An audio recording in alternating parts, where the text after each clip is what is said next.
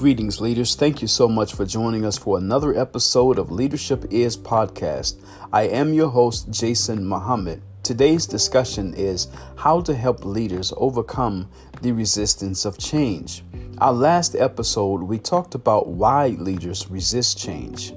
And we discovered that there are really two reasons why they resist change. And the terminology that I used was tech and air, TECH, and then HEIR. And we will talk about that more in this episode as well. Thank you for joining. Greetings. Thank you so much for joining us for another episode of Leadership Is Podcast. Today's discussion is how to help leaders overcome the resistance of change. Now, this statement is coming from the mind of an employee. How do employees influence leaders to overcome the resistance of change? Many may think that this is, an idea that's unheard of, right? Of employees influencing the leaders to make change. However, as the quote that is accredited to Pastor Andy Stanley says says leaders who don't listen will eventually be surrounded by people who have nothing to say. So never think that you as an employee, someone who does not have a title or a hierarchy type function or a position of authority, cannot influence change. You absolutely can. You are empowered to do so. As a matter of fact, there are many books that are out there, like John C. Maxwell talks about it, in his book there, the developing the leader within. Mark Sanborn talks about it within his book. I don't know the exact title, but it's something like you don't need a title to be a leader. And so many people are talking about, this idea of people without titles, without the authority or the position, actually being people of influence to affect change. So feel empowered as an employee without a title or authority, right, or position. Feel empowered. You can, in fact, affect change. You can influence change, right? So last week's podcast, we talked about why leaders resist change. And so it's really two reasons why. It's driven from one real reason. And the real reason why leaders resist change is fear. Right. But when they're looking at that fear, it's as Zig Ziglar says, that false evidence appearing real. The fear here is really broken into two parts. The first part is, they question how will it affect the company's tech? TECH. Now, when I use tech, I'm not talking about specifically technology, right? Or their technological advances, but I use a lot of acronyms, as you may know, if you've been following me on these podcasts. I don't want to do away with your vocabulary, just expand your dictionary. And so I love acronyms. So here, tech, TECH, is the employee driven. Right. So the first part of the fear that leaders have with their resistance is employee driven. Why? Because they really value. See, the employees are the ones who make the companies work. So great leaders always have their employees in mind. I want you to think about that. Great leaders are always thinking about how any decision is going to affect their employees. So the first question they have is how will it affect their company's tech? And the tech, TECH, stands for, the trust the employees have in them as a leader. They're concerned about that. Why? Because if they don't trust their leaders, they're not going to do any work. Right? Or they're not going to do any substantive work. They're not going to do any work that is of quality. The secondly is, will it affect their influence on their employees? It's similar to the trust that they have in them, but now it's the influence, which means that if the trust has been broken, they still have the influence where they can actually rebuild the trust. right? So now, not only so they're concerned about the trust, they're also concerned about their influence on their employees. Even though, the employee may not trust them, they still have enough influence where the employee will still do the work, right? The third thing is it disruptive to the company's culture? Right? So this is a fear that they have. These are questions that great leaders have. Is it disruptive to the company culture? Leaders are very concerned about their company's culture, not just allowing the culture to mutate into whatever it wants to be, because you got to really keep in mind that you can have all of these strategies in the world that you have designed. But as Peter Drucker says, culture eats strategy for breakfast. So again, great leaders are always concerned about if a change is going to be disruptive to their company's culture. And so that's and then the last one here that is employee driven is, the H, TECH, is how will it affect the hierarchy or the status of their C-suite? Right. So you have the CEO, the COO, and the CHRO. How will this change affect that synergy that they have as they've been or may have been, very productive as a team? So that's that employee driven fear. Right. This is the tech. The second one is their personal leadership driven. It's leadership driven. So what will the leader inherit or be the heir of as an outcome of this change? Right? HEIR, heir. Right? So heir, what would they inherit? Right? What would they be the heir of? So will the H here is, will they be humiliated? Will they be exposed as someone who is incompetent? And then will they ultimately be replaced? So again, to recap, their fear that they have is twofold. The first one is employee driven. The second one is leadership driven, right? And so this is what produces the resistance to change from leaders.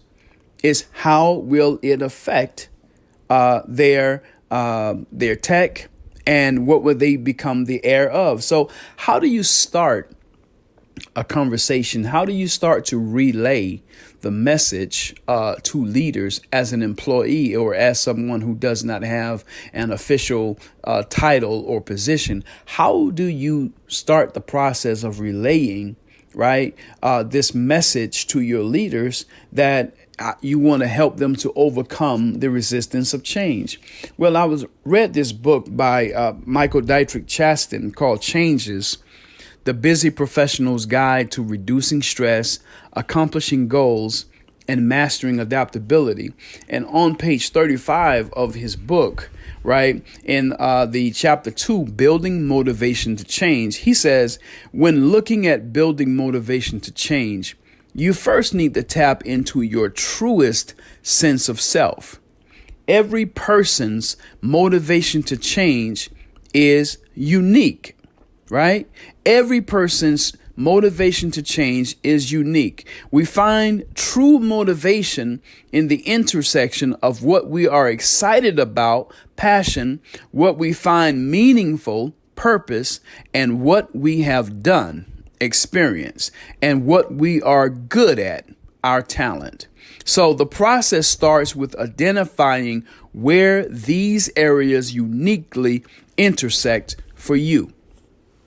So as an employee, what makes your leaders feel like an MVP? What do they value as an MVP? Now, MVP, in sports, stands for most valuable player, right? But for leadership, right, it stands for the mission, the vision, and purpose.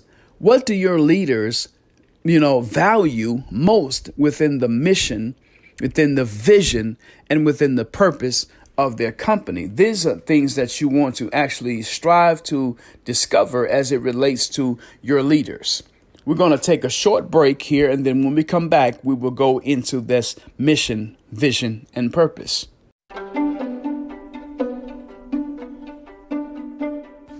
Greetings, leaders. I'm here to talk to you about Anchor. If you haven't heard about Anchor, it's the easiest way to make a podcast. Let me explain. It's free. There are creation tools that allow you to record and edit your podcast right from your phone and or computer. Now, how convenient is that? Anchor will distribute your podcast for you, so it can be heard on Spotify, Apple Podcasts, and many more. You can make money from your podcast too with no minimum listenership. So it's everything that you need to make a podcast in one place. So do me a favor, download the free Anchor app or go to anchor.fm to get started. I look forward to seeing the greatness within you. Hey, welcome back, leaders. So we're continuing our discussion on how to help leaders overcome the resistance of change. And we ended up talking about MVP, right? As we're closing out the first segment, reading from Michael's book, Changes. So MVP here. Now, in the sports world, MVP means most valuable player. But in business world, it means mission, vision, and purpose. For great leaders, what makes your leaders feel like an MVP is how the expression of mission, the vision, and the purpose is displayed within the company, and of course, as it is shown in employee engagement and the superior products and services, right? So the mission here has three components to it. There's the outcomes, there's growth, and then there's the services and product, right? The mission has two components to it, the vision, has two components to it, which is influence, and then there is employee engagement. Now, with the employee engagement part, you want to find out how great leadership affects employee engagement. And then number three is the purpose, which is culture, customers, and the bottom line. So again, we're still feeding into, the MVP factor, right, of how to help leaders overcome the resistance of change. In the first part of it, we talked about why leaders resist change, right? And now we want to talk about why great leaders embrace change. And there are really like four reasons why great leaders embrace change. Number one, it provides an opportunity for them to express just how good of a leader she or he is using the three great mindsets of leaders, which is adaptive, innovative, and connecting. Right. And so number two, why great leaders embrace change is because they know change is inevitable and it is the only constant. And now more than ever, as it relates to COVID-19, unemployment, the political season, civil unrest, depression on the rise. And then there are M&As, right? Mergers and acquisitions, with a 70 to 90% failure rate due to the start of change. Right. And so that's a different story for a different time. But, these mergers and acquisitions are taking place, especially now with COVID-19. COVID-19 has produced an economic pandemic, right? So some of the larger companies are purchasing some of the smaller companies, right, to kind of absorb, these smaller companies to expand their own network. Right. So take, for instance, with T-Mobile and Sprint's merger. Right. So now you're going to get a totally different product. Right. And there are more packages that are available now for the cellular service due to that merger. So number three of why great leaders embrace change is it produces new opportunities for growth and development, like the T-Mobile Sprint merger. Like it's like getting out of a bad relationship or getting into a new relationship, right? And new opportunities for growth and development. And then number four, at times it even provides a clean slate opportunity, right? Like the bailouts, that some companies have received, so those are four reasons why great leaders embrace change. Now, when great leaders embrace change, how does that great leadership affect the employees? I watched a webinar from Customers First about how employees experience influence, customer experience, right? And on this, he was talking about how he went into a coffee shop, right? Excuse me, and noticed that he heard in the background a manager really grilling, a young employee. Don't know what it was about, but it was really just like, giving, going in on him, right? And then when the young lady came to the counter, right, and she didn't ask, how are you? Would you like to get or sample this or this? She said, how can I help you? What do you need?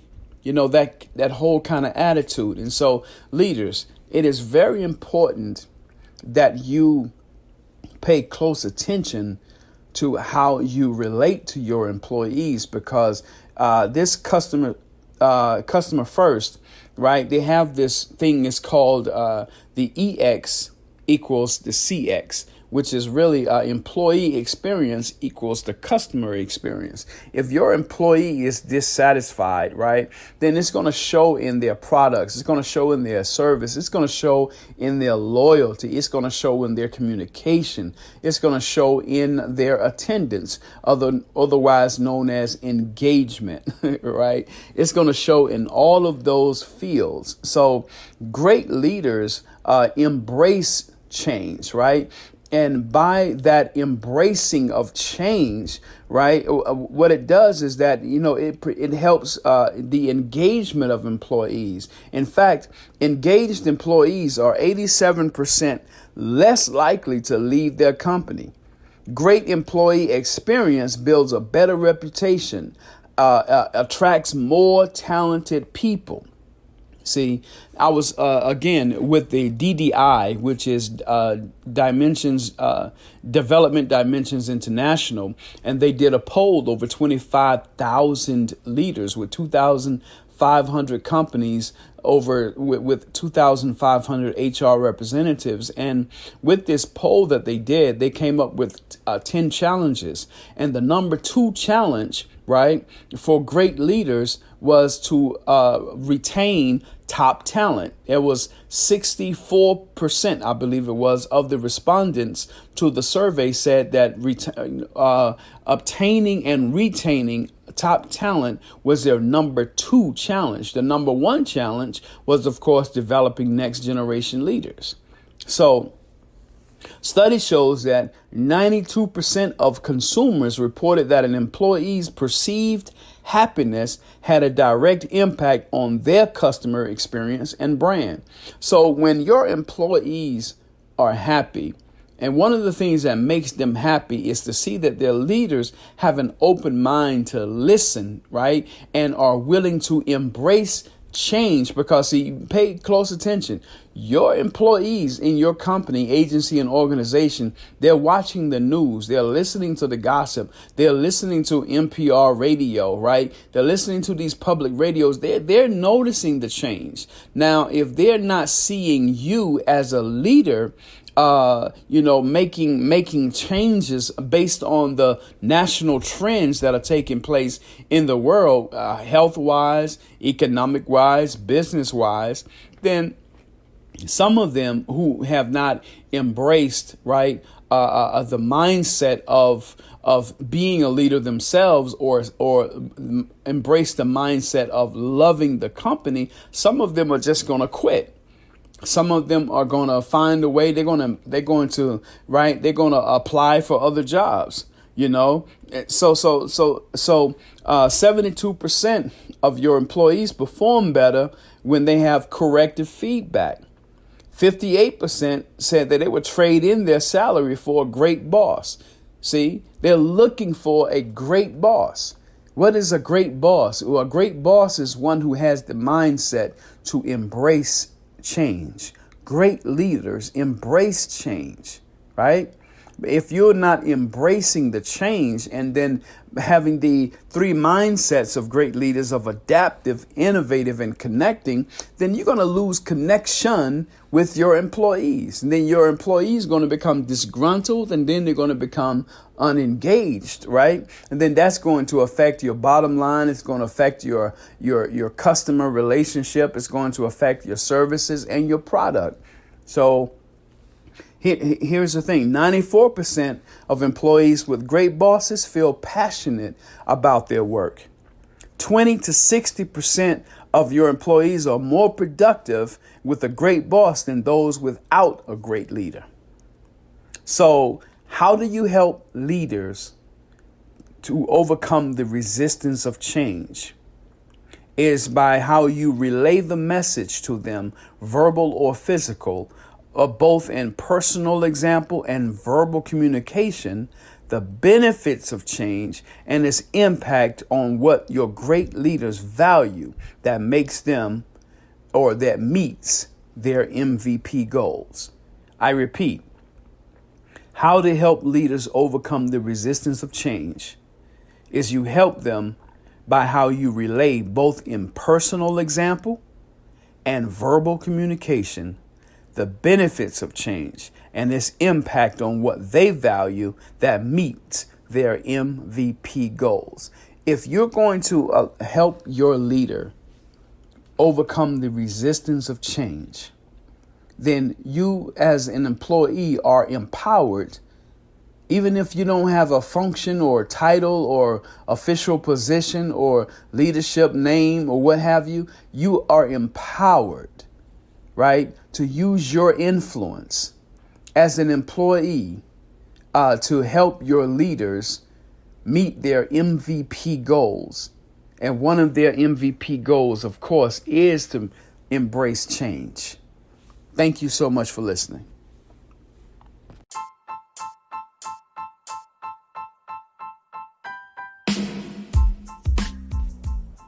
Hey, thank you so much for enjoying another episode of Leadership Is Podcast. Today's discussion, how to help leaders overcome the resistance of change. And we talked about how you help them overcome the resistance of change is really by how you relay, both in personal example and verbal communication, the benefits of change and its impact on what they value that meets their MVP or their mission, vision, and purpose goals.